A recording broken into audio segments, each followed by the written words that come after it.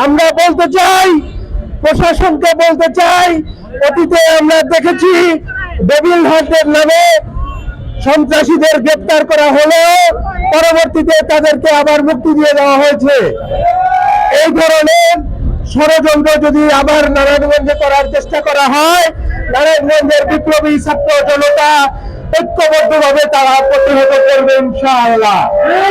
প্রিয় বন্ধুগণ, আমরা বলতে চাই এই দেশ জুলাই গণঅভ্যুত্থানে শহীদ আহতদের দেশ, এই দেশ ৭১-এর শহীদদের তৈরিকৃত দেশ।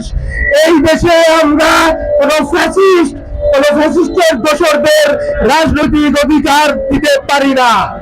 এই দেশে বাংলাদেশ পন্থীরাই রাজনীতি করবে, এই দেশে ফ্যাসিস্টদের অবশ্যই বিচার হতে হবে। আওয়ামী লীগের প্রশ্নে প্রশাসন, রাজনৈতিক দল, রাজনীতিবিদ, সুশীল সমাজ যেই দুর্বলতা পেশ করুক না কেন, তাদের ব্যাপারে ছাত্র জনতা ঐক্যবদ্ধভাবে কঠোর অবস্থান নেবে।